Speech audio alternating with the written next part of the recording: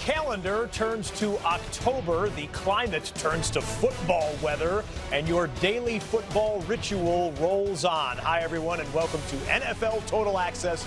Lindsey Rhodes and Scott Hansen at your service. It's 2 days away now from the first game of Week 5, and it is a good one this week. A couple of 3-win teams from the NFC West going head-to-head in Seattle. Seahawks looking for their first win over the Rams since Week 5, 2017. Even Pete Carroll, who never talks about games being bigger than any other, has called this one a big deal for his squad.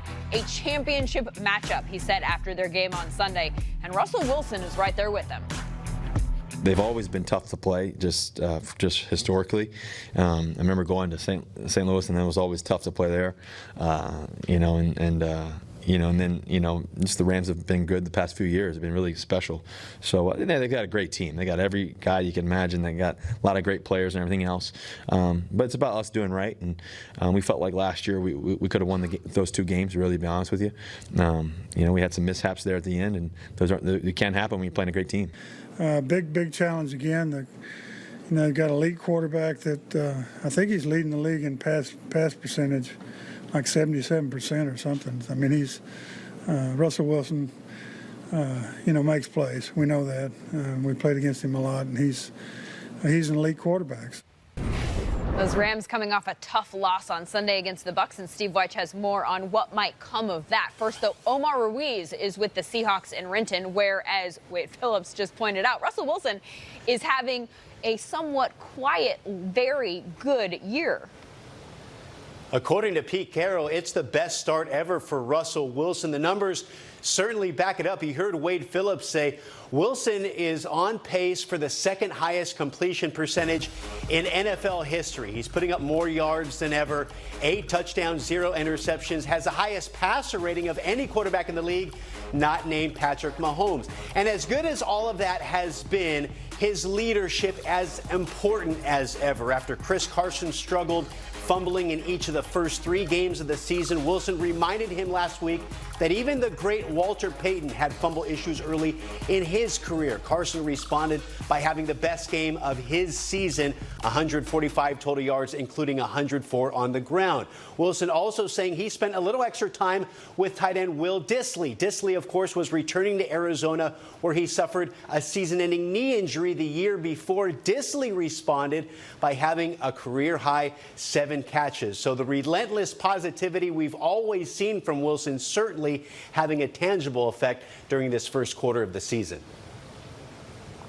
Well, Omar, yes, we know Russell Wilson is one of the best quarterbacks in the NFL, but probably his biggest nemesis in the league is Rams defensive tackle Aaron Donald, now the reigning defensive player of the year. Just 10 tackles and 1 sack so far this season, but last year in 2 games, both Rams victories, he sacked Wilson 3.5 times, hurried him 6 times, and in his career, there is not a quarterback that Aaron Donald has sacked more than Russell Wilson, 10.5 times. Now, defensive coordinator Wade Phillips said that it's Donald's speed, the ability to get through double teams, get to Wilson, and tackle him in the open field.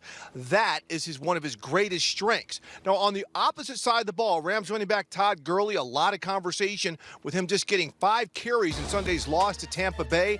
Nobody, including Seahawks head coach Pete Carroll, is expecting that few of touches.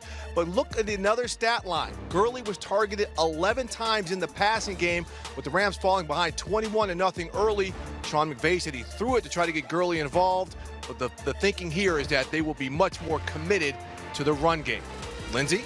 More Gurley music to the ears of a lot of football fans, Steve, including one of the guys that's sitting with Scott right now. Yeah, these guys would be Sean O'Hara, D'Angelo Hall. Let's chop this up on a Thursday night football action. You just heard Steve Wyche say that Sean McVay says he needs to be more dedicated to the run. You're +1 on that. Absolutely. Sean has to protect Jared Goff. And by protecting Jared Goff, you can't let him sit there and drop back 68 times in a football game. That's a lot. And so you have to run the football, especially when you have a dynamic runner like Todd Gurley. For him to only run the ball 5 times is an insult.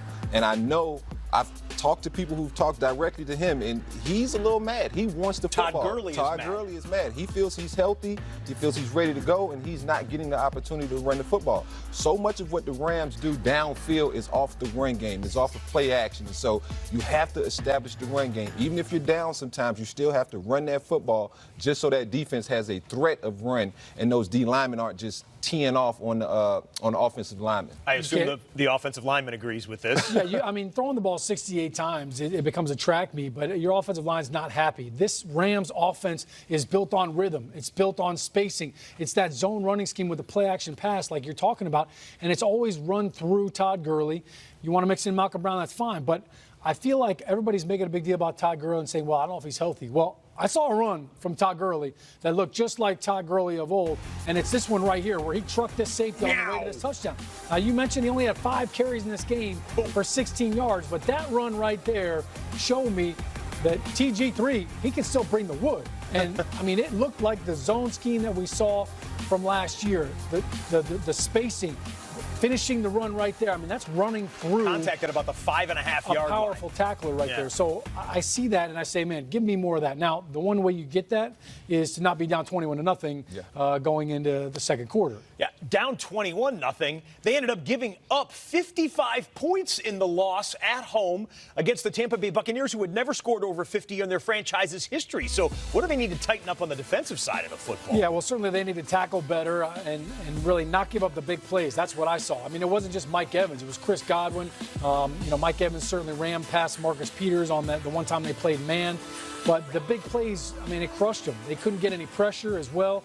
But there was one play in particular that really bothered me, and it was at the end of the game. This team had fought and clawed back to get into this game, and down 5 points. This play right here, it's 4.5 minutes to go in the game. Look at this right here. All right, you've got to keep Talib. You've got the safety. You've got 3 guys right there to make the tackle, and nobody does.